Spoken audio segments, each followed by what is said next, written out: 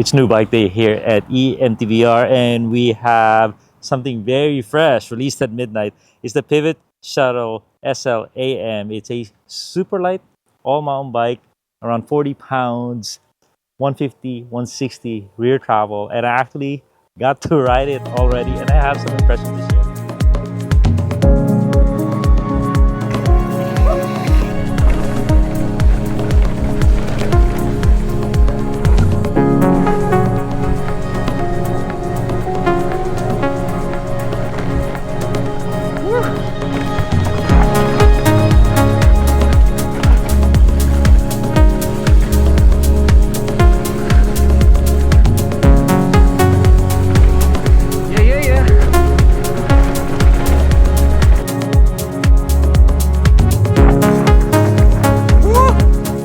FC here, and we have a mid-power bike. I've tried about 10 mid-power bikes. I'm riding a lot of full-powered bikes right now, and this one is kind of their second one. They had a Pivot Shuttle SL with a Fatsuwa motor, 130 travel, and they wanted something with more range, more flexibility, and more travel. You know, that one was a little stiff. You know, it was really a trail bike, a little cross country, and it was light. It was flickable, but you didn't want to flick it too high up in the air because you know it wasn't going to help you if you made a mistake. And this is the one where they said, okay, we have the AM and then we have the LT. Let's make something that rides like those guys, but something that's very light. So my LT, which is my favorite bike today, is 51 pounds, and this one is 42 pounds. And they said in the top spec, this is just the middle spec, the top spec can go 39.9 pounds. So pretty amazing. So I'll describe to you what the spec is, but it starts at 8,799 to around 12,300. So expensive for sure, but there's a range right there. I think it's okay. It's, you know, SL bikes, they just have to be expensive because they have to use these high-end components to save weight, to really drop the weight. So 150, 160, and more important than increasing the travel is they really worked on the kinematics. It is now supple and responsive. It's got some good usable travel, very comfortable, lots of traction. And the geometry they went with is, I think, very similar to their all-mountain bike. So we have a 76.5 seat angle, 64.1 head angle. Reach is pretty cool, 461 for a medium, so just perfect. 443 stays, or 444 stays, 335 BB height. It doesn't have size-specific chain stays, but for medium-large, it seems just so perfect.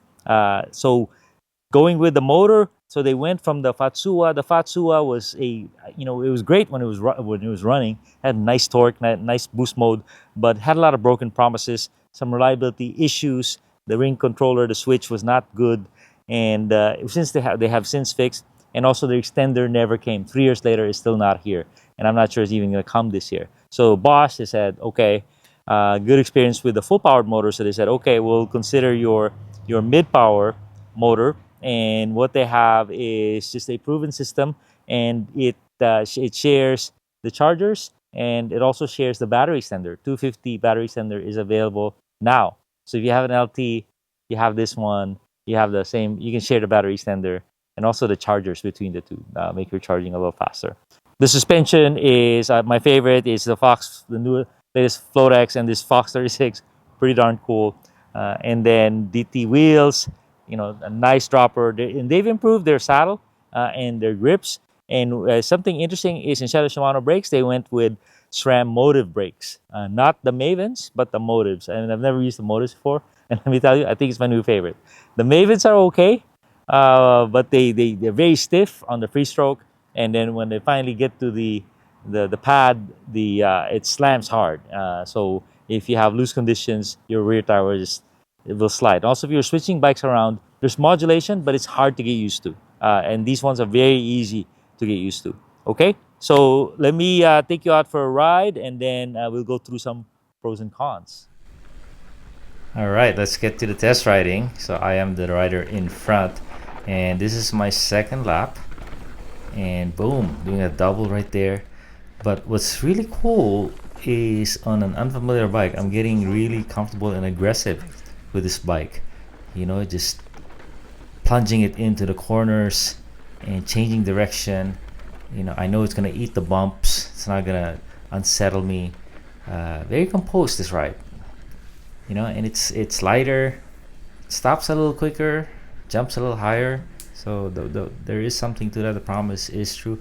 So I think for someone who is not familiar with e-bikes, heavy e-bikes, it'll be an easier transition for them to ride this thing well. And this thing is super bumpy. There's a rockiest section. And look at that rear suspension, just eat it up. 150 travel feels like a little more. The guy following me has a 170 Kenevo SL. And right here, very steep, can't slow down. And the 64-degree angle is enough to handle this thing. Nice tires into the dust. So, pretty darn cool. Pretty darn cool. First ride. It definitely is lighter, about 43 pounds with some light pedals. And I'm confident that this can take the jumps, it can correct some of my mistakes, and it's easy to throw around. So, pretty stoked.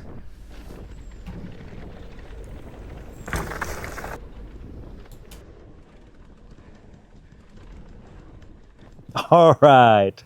Oh man, it surprised me. First ride, my cameraman immediately went behind me on a kind of a DH trail, and I said, hey, I haven't bedded in the brakes yet. He goes, no, you're fine, just take it easy. But man, by halfway, I was like, I was discovering things about mid power again that were really cool. Like they'd stop easier and then they jump higher. So very cool. And this one changed direction well. I haven't ridden a 29er e-bike in a little bit, but this I think is appropriate for a mid power 40-pound bike to be 29er. If especially if you're a big person, because you can throw it around. You know, there's not as much weight that needs the help of the mullet. So I was very impressed. Just rallying hard, and something really cool is it's supple and comfortable. So I felt like I had a lot of traction.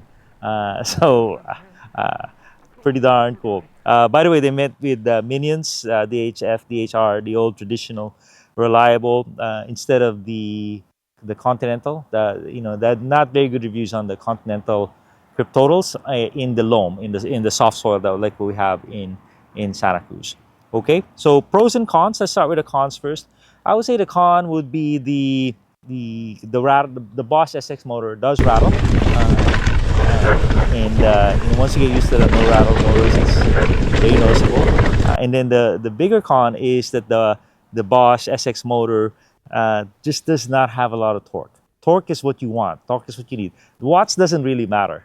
Let me tell you, because watts is RPM based or cadence based, and so the 55 millimeters of torque, oh man, it's there, but it's kind of on a narrow band, and it's just okay, and it doesn't have the best range either. Now the watt situation, they say 600 watts, but really they should stop saying that because you have to be spinning 110 RPM, maybe 115 RPM, to get that kind of wattage. And let me tell you, pedaling that fast is very tiring. So you're like, why do I have an e-bike if I'm just gonna 110 RPM this thing? But it's okay. They say it's so good to have the option. I'm just never gonna use it. So on the upsides, let's say, hey, it's all about the ride quality. It's a gateway drug. It's the gateway for the ones who are e-curious, the haters who don't want anything heavy, the spouses who are light. They can't lift a thing. So there's enough of in the funnel going through that are getting mid power bike. But I think for myself, who's a real e-bike enthusiast, I want something. I want my full power friends to get a second bike that's a mid power, and they will if there's something compelling about it. And I think this one does hit that spot. It is a very good ride quality, very active, and it's lighter. It's easier to throw around, and you could this would be my jumping bike. I'll just put a longer dropper, maybe a mullet it, and this is gonna be pretty rad. So I think that's the true core strength of this. Is it puts something offers something new to the table. This and the Levo SL and the Kenevo SL, I think, are some of the best riding mid-power bikes today. But this one has a bigger main battery, 400, and it's got really cool extender batteries at 250. The other one's 320, 160. That doesn't get you much. It's okay. So there you go. It's a well sorted machine. They say the current pivot Shuttle SL will be continued to be produced and supported, and even they have an upgrade for that. They'll have the Shuttle SL and the Shuttle SL AM, and then the AM, and then the LT. So they have a really good e-bike lineup now. And if you want any of these, just click on the links in the description, and it will help the channel out. Also, everyone always asks me about this bike stand because it's so handy. It's so easy to put on. You just place it, and you could work on everything except for your front wheel. And this is Enduro Engineering. Expensive, 180, but we have a coupon code in the description. So thanks a ton, everybody.